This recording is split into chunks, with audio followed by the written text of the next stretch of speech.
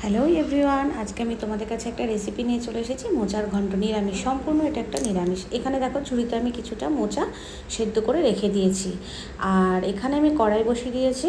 এবার এই কড়াইয়ের মধ্যে তেল দিয়ে দিলাম, সাদা তেল, কারণ আমি বড়াটা আগে ভেজে নেব।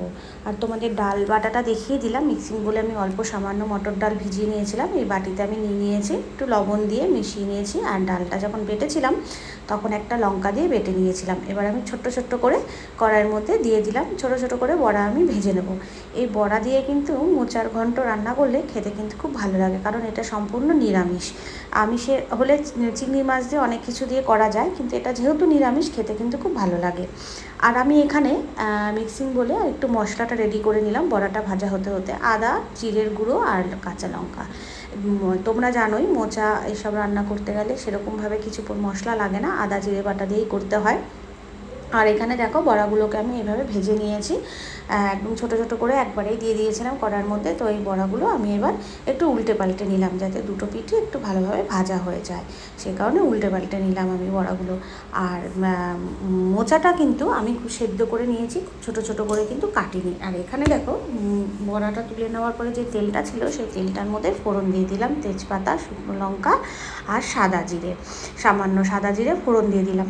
তোমরা এর মধ্যে ইচ্ছে করলে গোটা গরম মশলা, এলাচ, লবঙ্গ, দারচিনি যে কিনতে পাওয়া যায়, গোটা গরম মশলা বলি আমরা, সেটা দিয়েও তোমরা ফোড়ন দিতে পারো। কিন্তু তেজপাতা, শুকনো লঙ্কা, সাদা জিরে অবশ্যই ফোড়ন দেবে, তার সাথে গোটা গরম মশলা ফোড়ন দেবে, ঠিক আছে? আমি গোটা গরম মশলাটা ফোড়ন দিলাম না, আমি আলুটা দিয়ে দিলাম তারপরে। আর এখানে আমি রাতে দেখো কিছুটা ছোলা আমি ভিজিয়ে রেখেছিলাম, এবার এই ছোলাগুলো আমি এর মধ্যে দিয়ে দেবো। ছোলাটাকে আমি সেদ্ধ করে নিলাম না, কারণ রাতে ভিজিয়ে রেখেছিলাম তো দরকার পড়েনি আর সেদ্ধ করার। তো ছোলাগুলোকে একটু ভেজে নিতে হবে আলুর সাথে, নাহলে কাঁচা ছোলার গন্ধ আসবে, ভালো লাগবে না স্বাদটা। আলু আর ছোলাগুলোকে আমি তেলের মধ্যে দিয়ে একসাথে খুব ভালোভাবে ভেজে নেবো এবার। আর ছোলাটা যদি তুমি সাথে সাথে ভেজাও তাহলে কিন্তু তোমাকে সেদ্ধ করে নিতে হবে ছোলা। আমি রাতে ভিজিয়ে রেখেছিলাম, তাই আমাকে সেদ্ধ করতে হলো না। আর মোচাটা আমি কুচি কুচি করে কাটিনি, গোটা গোটা যে মোচার ভেতরে যে ডাঁটিটা থাকে ওটাকে ফেলে দিয়ে, যেরকম লম্বা লম্বা মোচা ছিল ওরকমই নিয়েছিলাম, নিয়ে আমি প্রেসারে ভালোভাবে সিটি দিয়ে নিয়েছি, সেদ্ধ করে নিয়েছি।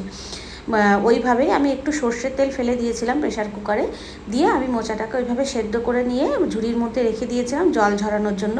এরপরে আমি মোচাটাকে খুব ভালোভাবে হাত দিয়ে আমি চটকে নেবো, সামান্য লবণ দিয়েও, কিন্তু লবণ দিতে হবে প্রেসারে যখন তোমরা সিটি দেবে, কারণ মোচা কাটা না খুব ঝামেলা, এবং রান্না করতে খুব সময় লাগে, কাটার ঝামেলার জন্যই সময়টা লাগে। আমি এত কাটাকাটি করতে পারিনি বলে আমি একদম গোটা গোটা ছাড়িয়ে নিয়ে প্রেসারে সিটি মেরে নিয়েছি। এবার দেখো আলু আর ছোলাটা ভাজা হয়ে গেছে, আর এখানে মশলাটা রেডি করে নিয়েছিলাম, আদা জিরে আর কাঁচা লঙ্কা বাটা। আমি এখানে এবার মশলাটা দিয়ে দিলাম, মশলাটা দিয়ে আমি খুব ভালোভাবে এই ছোলা এবং আলুটাকে কষিয়ে নেবো বেশ কিছুক্ষণ, কারণ আলু আর ছোলার মধ্যে কিন্তু মশলার ফ্লেভারটা ঢুকতে হবে।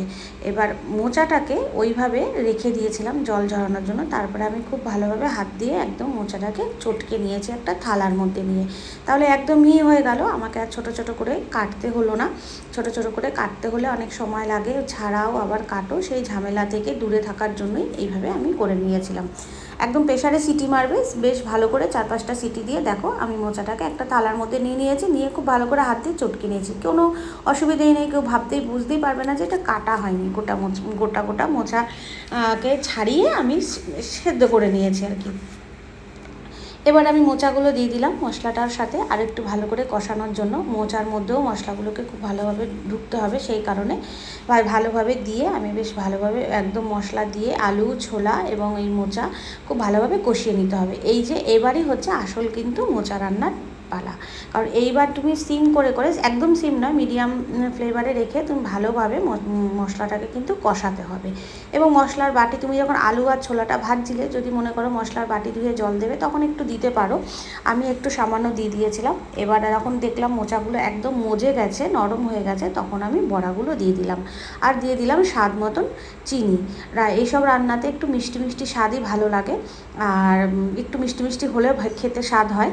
আর পরিমাণ মতন তোমাদের স্বাদ অনুযায়ী তোমরা এখানে মিষ্টিটা অ্যাড করে নেবে। আর দিয়ে দিলাম গরম মশলা, আর ঘি, এটা কিন্তু অবশ্যই অবশ্যই করে প্রয়োজন মোচাতে ঘি আর গরম মশলা। ঘিটা একটু বেশি করে দেবে, শেষে অবশেষে ঘিটা একটু বেশি করে দেবে। আর ঘি যদি সুন্দর গন্ধযুক্ত ঘি হয়, খুব ভালো ঘি হয়, তাহলে তো কোনো কথাই হবে না। ঘি আর গরম মশলার গন্ধেই কিন্তু মোচার রান্নার স্বাদ বেড়ে যায়। এবার দেখো আমি মোচাটাকে নামিয়ে নিয়েছি, একদম হয়ে গেল ঘি গরম মশলা দিয়ে। কতক্ষণ লাগলো কিন্তু কাটতেই মোচার ঝামেলা। তো বন্ধুরা, তোমাদের যদি আমার ভিডিওটা ভালো লেগে থাকে তোমরা অবশ্যই আমার চ্যানেলকে সাবস্ক্রাইব করবে এবং লাইক কমেন্ট শেয়ার করবে। আর কীরকম লাগলো তোমরা অবশ্যই করে দেখাবে। দেখো আমি তোমাদের মোচা রান্না করে দেখালাম, শেষে আমি বাটির মধ্যে তুলে নিয়েছিলাম। তো অনেক অনেক ধন্যবাদ। Thanks for watching my video.